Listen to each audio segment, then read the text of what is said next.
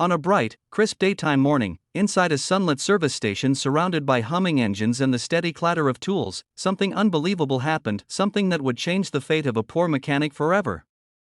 It began with a billionaire pacing anxiously beside his luxury car, his face tight with frustration as a team of trained professionals failed to understand the language of the elderly foreign man traveling with him. Everyone stared helplessly, but then, from the far corner of the garage, a quiet, grease-stained mechanic lifted his head and spoke in perfect Japanese. If you believe kindness and second chances can change a life, please like, comment, share, and subscribe to Grandma's Book. Your support helps these stories reach more hearts. Rohan Malik had never been anyone's first choice. At 28, he was a man who worked with his hands, slept in a tiny rented room behind the shop, and spent nearly everything he earned on keeping his mother's medical treatment going. His co-workers often mocked his soft-spoken nature, unaware of the years he had spent dreaming of studying abroad, completely unaware of the single tragic twist that had destroyed that dream. Yet, even in his struggles, Rohan carried a quiet dignity. He worked long overtime hours, sometimes skipping meals, but what no one knew, what he told absolutely no one, was the unique and secret skill he possessed: he spoke fluent Japanese. It was the only fragment of his broken dream he had managed to keep alive that morning. As sunlight poured through the station windows and dust floated lightly in the air, a convoy of sleek black cars pulled in. The owner of the largest one stepped out wearing a crisp white suit and polished shoes. Atsuro Tanaka, an international billionaire known for his sharp mind and colder-than-ice temperament. Everyone recognized him instantly. Beside him, an elderly man leaned heavily on a cane, his face lined with exhaustion and worry. The workers straightened up, terrified of disappointing such a powerful visitor. But then the problem arose: the old man spoke only Japanese, rapidly, emotionally, urgently. No one could understand a word. Tanaka tried to calm him, but even he struggled.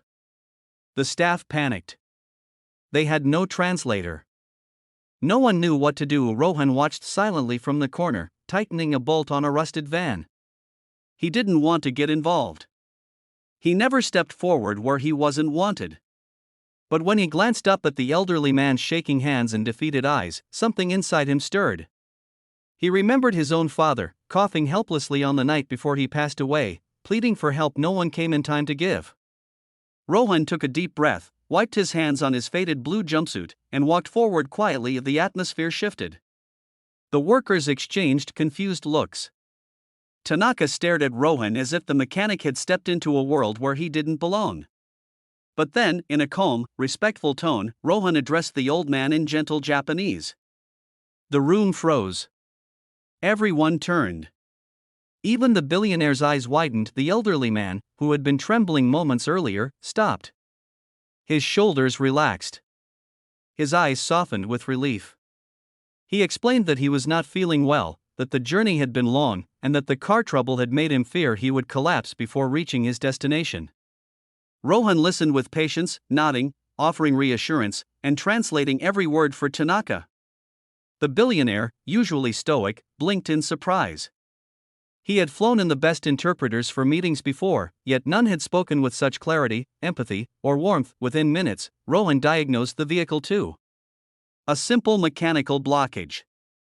Something anyone could fix if they actually cared enough to look closely. He handled the engine with practiced hands, explaining the issue calmly in Japanese so the elder understood the situation. Tanaka watched, a hint of respect forming behind his unreadable expression. When the car roared back to life, the old man pressed his forehead to Rohan's hand in gratitude. The gesture stunned everyone, even Tanaka. Rohan, overwhelmed, bowed politely in return. He didn't think he'd done anything extraordinary. To him, it was simply kindness, but Tanaka saw more. A man with rare discipline, talent, and humility. After paying the service charges, Tanaka asked Rohan where he had learned the language. Rohan explained that he once earned a scholarship to study engineering in Japan, but he had given it up when his father got sick. After that, poverty had swallowed every opportunity. Rohan had accepted his life as it was. Tanaka didn't speak for several seconds. He simply stared at Rohan with a look no one could interpret. Then, without warning, he extended a crisp white business card. He told Rohan the old man was his uncle, the person who had taught him everything about discipline and honor. He said Rohan's kindness had protected their family's most precious member. And that wasn't something a man like Tanaka forgot. 2 weeks later, Rohan's life changed forever. He received a call, an invitation to join one of Tanaka's overseas engineering programs, fully funded. Housing, food, medical coverage for his mother, everything taken care of.